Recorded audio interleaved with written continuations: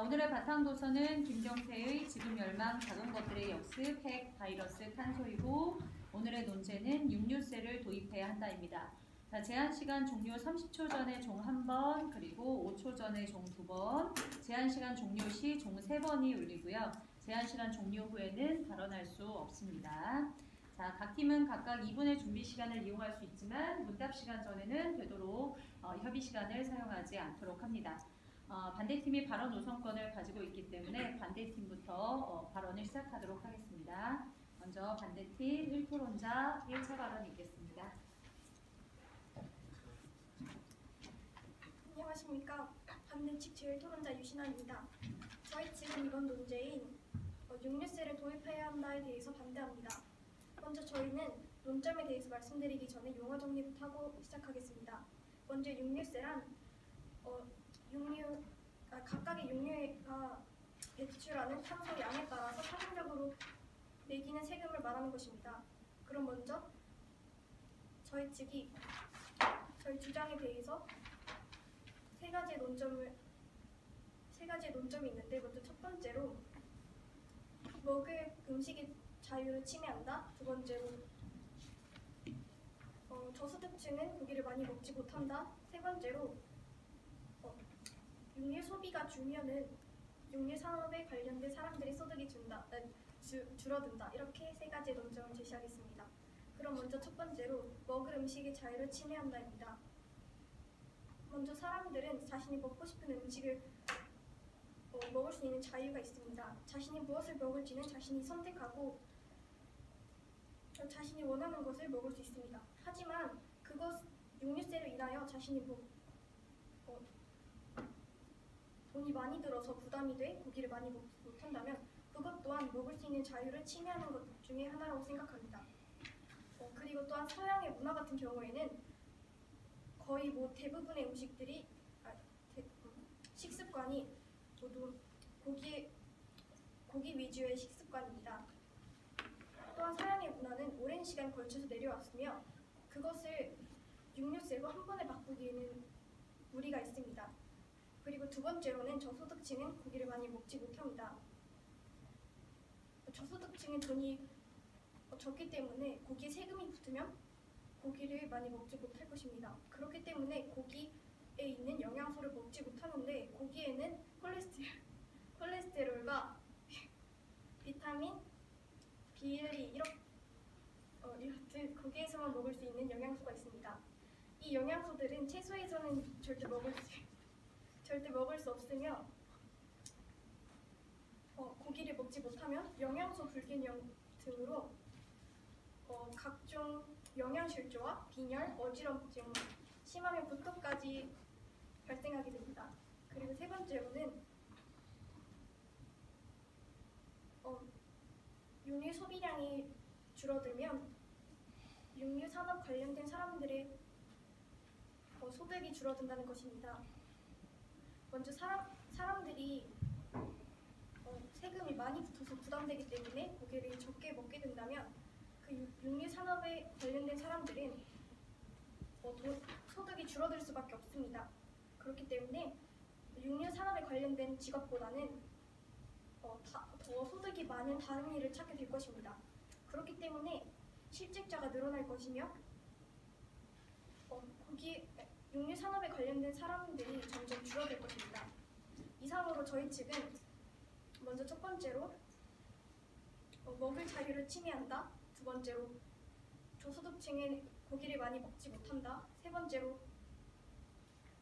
육류 소비량이 줄어들면 육류 산업 관련된 사람들의 소득이 준다. 이렇게 세 가지의 논점으로 이번 논제에 대해서 반대합니다. 이상입니다.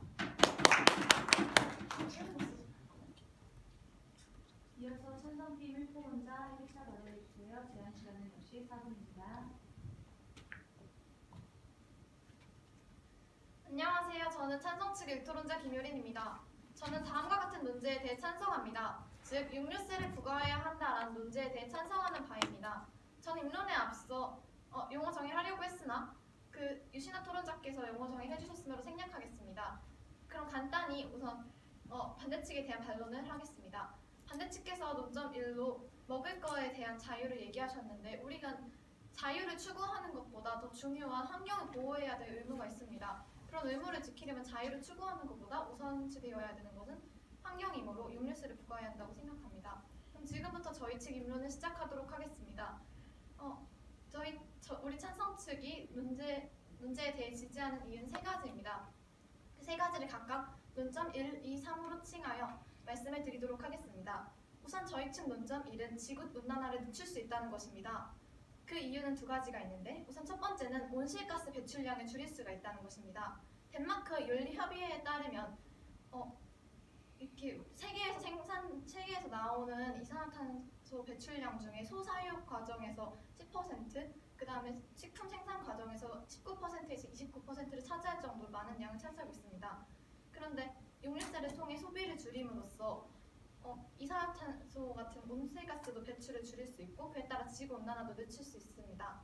그리고 두 번째 이유는 숲이 사라지는 것을 감소할 수 있다는 것입니다. 요즘 숲이 점점 목초지 같은 거를 만들기 위해서 사라지고 있습니다. 예를 들면 1970년대 말에 중앙아메리카 국토의 3분의 2 면적 이상이 축산 단지로 전환이 되었고 또한 2000년부터 2012년까지 한반도 면적의 약 10배 이상의 숲이 사라졌다고 합니다. 또 미국 뉴올리언스 주 크기만큼의 아마존이 사라졌다고 합니다. 그런데 이런 숲들은 아마존 지구 혁파로 불릴 만큼 이산화탄소를 흡수하고 산소를 배출해주는 역할을 합니다. 그런 지구온난화 늦추는 데 중요한 역할을 하는 숲이 사라지게 되면은 매우 환경이 오염에 안 좋기 때문에 육류세를 부과해야 한다고 생각합니다. 그럼 저희 측 두 번째 논점 말씀드리겠습니다. 저희 측 두 번째 논점은 사람들에게 그 환경 문제에 대한 경각심을 일으켜줄 수 있다는 것입니다. 아직 사람들은 고기를 먹고 환경 문제에 대해 경각심을 크게 느끼지 못합니다. 그에 따른 통계로 서울시가 2018년에 조사한 결과에 따르면 기후변화에 대해 어떻게 생각하느냐에 대해서 전혀 불안하지 않다 2%, 별로 불안하지 않다 17.4%, 보통이 33.8%로 무려 53%나 환경 문제에 대해서 크게 생각하지 않는다는 것을 알 수 있습니다. 그런데 우리가 이렇게 육류세를 부과하면 고기 가격이 상승하게 돼요. 그 가격 상승 이유를 통해 환경 오염이 심각하다는 것을 알게 된다면 아마도 사람들의 경각심을 일으켜줄 수 있을 것입니다.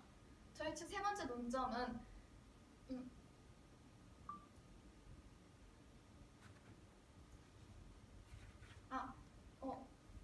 그 고기에 관한 병을 줄일 수 있다는 것입니다. 요즘 고기에 관련된 병이 굉장히 늘고 있습니다. 고기는 요즘 옛날부터도 지금까지 심장질환, 뇌졸중, 당뇨병 병을 일으킨다고 많이 알려져 왔습니다. 그리고 또한 옥스퍼드 대학교 같은 데서는 연간 22만 명의 사망자를 육류세를 통해 줄일 수도 있다고 보았습니다. 이런 식으로 많은 육류세를 통해서 병을 줄일 수 있습니다. 그리고 또한 의료 비용도 감소시킬 수 있습니다. 다시 말씀드리지만 옥스퍼드 대학교에서 따르면 약 45조 원 가량의 의료 비용을 육류세를 통해 줄일 수 있다고 합니다. 따라서 이런 결과를 통해 반사회적 문제를 해결할 수 있으므로 저는 육류세를 부과해야 한다라는 논제에 대해서 찬성하는 바입니다. 감사합니다.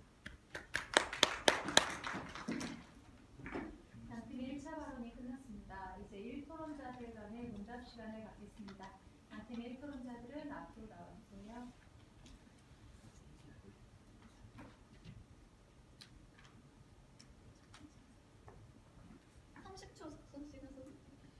문답 시간 전에는 되도록이면 쓰지 않도록 해주시고요. 이것만 그러면 쓰도록 하겠습니다.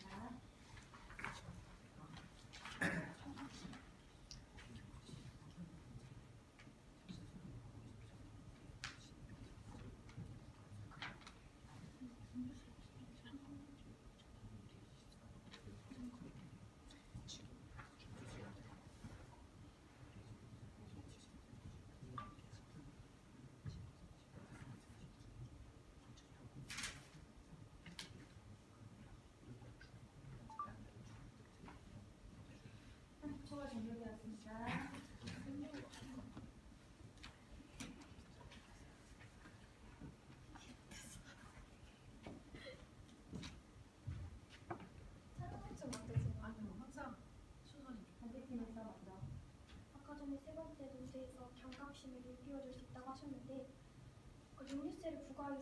경각심을 키울 수 있다고 했는데 우리도 평소에 막 예를 들어 일회용품을 사용하면 안 된다든지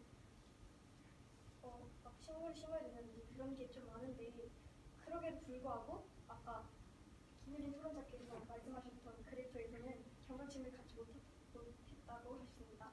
근데 육류세를 인하여 이런 경각심을 새길 수 있다고 생각하십니까?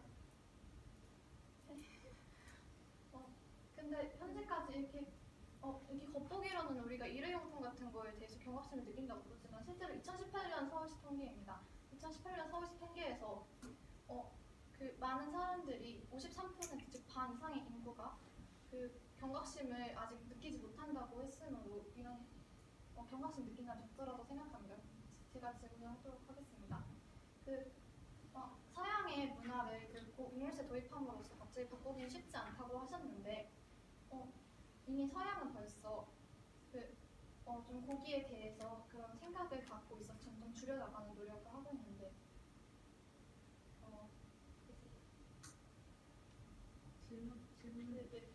서양 문화는 이러는데 차차 바꾸기 쉽지 않다는 걸 믿지 않습니까?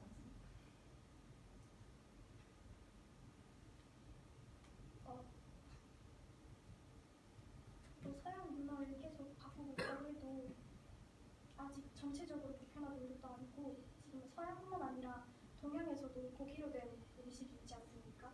예를 들어서 우리나라에서도 불고기 같은 것도 있고 한데 아직 우리나라에서는 그런 게 시행되지 않았습니다. 그리고 아까 저소득층에게 불리하다고 말씀을 해주셨는데 은정 2에서 저소득층에게 불리하다고 말씀을 해주셨는데 근데 의료 비용 같은 걸 통해서 고기를 먹는 병을 줄일 수 있으니까 오히려 저소득층에게 이득 아닙니까? 하지만 고기를 많이 먹어서 생기는 병도 있지만 고기를 먹지 않아서 영양소를 충분히 얻지 못해서 생기는 병도 있습니다. 그리고 또한 고기를 먹지 않아서 의료로 치료하는 것보다 차라리 고기를 먹어가지고 치료를 안 하는 게 더 이득이지 않겠습니까? 근데 세계보건기구 WHO에 따르면 가공식품 같은 육류 같은 게 암을 유발할 수 있는 원인이라고도 지적해왔고 그다음 옥스퍼드 대학교에서도 연간 사망자 22만 명을 줄일 수 있다고 하였는데 이런 통계를 보면은 아마도 고기를 먹는 잘했어요. 자, 맨 처음에 유신아 소론자부터 할게요. 처음에 요약 소개 잘하셨고요. 그다음에 일반 사람들이 고기값 상승에 민감하다고 말씀하셨는데 어느 정도로 영향을 받는지 이런 약간 뒷받침할 만한 구체적인 근거나 수치가 있었으면 좋겠다는 생각이 들었습니다. 그다음에 저소득층에 대해서 말씀하셨는데 이거 역시 근거와 수치가 있었으면 좋겠는데 예를 들어서 현재 저소득층은 고기를 얼마나 섭취할 수 있으며 또한 가격이 얼마나 올랐을 경우에 어느 정도의 타격을 받을 것으로 예상된다. 만약에 이런 근거가 있다면 더 와닿을 수 있겠죠. 물론 고기값이 올라가면은 저소득층이 사오기 힘들 거라는 건 쉽게 짐작할 수 있고 이해하는 것도 어렵지 않은데요. 그거를 뭔가 뒷받침할 만한 근거가 있으면 이게 사실이구나라고 느낄 수가 있겠죠. 그러니까 수치를 찾아주실 것. 그리고 육류산업 종사자가 어려워질 수 있다고 말씀하셨는데 육류산업 종사자 누구가 어려워질 수 있는지. 그러니까 물론 전체적으로 다 어려워지겠죠. 하지만 예를 들어서 낙농업가 사람들이라든지 아니면 우유 가공을 하는 사람들이라든지 이렇게 구체적인 사례를 들어가면서 이 사람들이 왜 어려워질 수 있는지 설명해 주시면 좋았을 것 같아요. 더 구체적으로 들어가서. 그 다음에 마지막에 요약 좀 가겠습니다. 구조 좋아요. 그 다음에 김유린 토론자 목소리가 좀 크고 뚜렁뚜렁한 편이라서 전달이 잘 된 것 같아요. 잘했어요. 그 다음에 자유보다 환경이 중요하다. 네, 이건 괜찮은데요. 이건 괜찮은데 그렇다면은 아까 반대팀이 말한 거, 그러니까 자유가 제한될 수 있다는 것에 대해서 인정한 셈이 되어버리지 않을까요? 그러니까 그거를 반대측에서 만약에 문답 때 물어봤으면 조금 많이 불리할 뻔했어요. 그러니까 네, 이런 거는 약간 삼가주시는 게 좋고요. 그 다음에 현재 이산화탄소 배출이 많다는 건 알겠는데요. 근데 육류세를 도입하면은 어떤 과정을 거쳐서 어떻게 감소할 수 있는가 이런 설명을 하긴 하셨는데 너무 간단하게 한 문장으로 처리하셔서 이게 어떻게 연관이 되는지 잘 모를 수도 있을 것 같아요. 그러니까 그 부분 설명해 주셔서 좋았을 것 같고 전체적으로 이건 계속해서 수치와 통계가 계속 굉장히 많이 나와서 굉장히 좋았어요. 신뢰성이 굉장히 높았어요. 잘하셨고요. 옆에서 김성원 선수 열심히 우리가 기다리고 있네요. 준비를 많이 같이 해주셨나요? 하셨어요.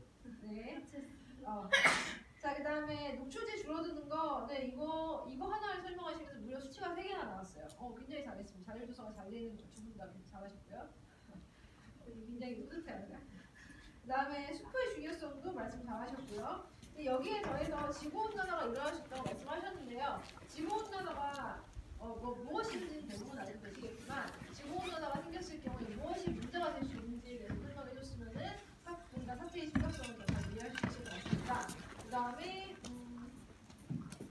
현재 경각심이 없다는 것 역시 수치를 이용해서 말 잘해주셨고 근거를 굉장히 잘 들었어요 전체적으로. 그 다음에 아마도 경각심을 일으켜줄 수 있다고 하셨는데 아마도라는 단어는 토론에 사용하지 않는 것이 좋습니다. 공격받기가 쉬워요. 그 다음에 옥스퍼드 수치가 한 10개 나온 것 같은데 굉장히 추천을 잘했어요. 그리고 잘 외웠습니다. 기분입니다. 응답 시간에 두 분 모두 청중을 보고 합시다. 질문과 답변하는 모습을 청중들에게 보여줌으로써 우리가 더 우세하다는 걸 보여주기 위한 거거든요. 문답이라는 거는. 그러니까 보고 하시고 그 다음에 반대측이 먼저 하셨죠 질문을. 질문이 조금 길어요. 질문은 아까도 말했지만 핵심만 간단하게 청중들이 듣기 쉽게 하시고요. 그 다음에 경각심이 생길 수 있다고 생각하십니까? 라고 물어보셨는데 이건 약간 약한 질문인 게 이쪽에서 경각심이 생길 수 있다고 아까 주장했잖아요. 그러면 생길 수 있다고 생각하십니까? 라고 물어보면 당연히 생길 수 있다고 대답을 하겠죠? 그러니까 그렇게 하지 말고 그러니까 이쪽이 약간 주장을 하면서 약간 약한 포인트가 있거나 아니면 이 부분은 논리가 좀 이상한 것 같은데 이 부분을 짚어서 물어보시는 것이 좋습니다. 이거 약간 오픈 질문에 가까운 것이어서 조금 반대측에 불리하게 작용할 수가 있고요. 그 다음에 찬성 측은 수치 이용해서 굉장히 답을 잘하셨어요. 숫자를 잘 해오셨네요. 그 다음에 바로 이어서 질문한 거 좋았습니다. 주도권을 이렇게 가지고 오셔야 합니다. 그 다음에 찬성 측은 질문을 하시면 좋겠습니다. 반박이 아니고 약간 반박을 하고 계시던데 질문을 하세요. 반대팀이 뭔가 논리적으로 좀 부족한 부분이 있다든가 설명을 좀 안 한 부분이 있으면 그 부분을 짚어서 물어보셨으면 좋겠습니다. 그 다음에 제스처가 좀 많았어요. 그러니까 제스처를 쓸 수는 있는데 계속해서 손이 움직여서 약간 혼란스럽거든요. 그러니까 좀 차분하게 해주셨으면 좋겠고요. 그 다음에 네, 두 분 다 잘 하셨어요? 네, 넘어가도록 하겠습니다. 그러면 이제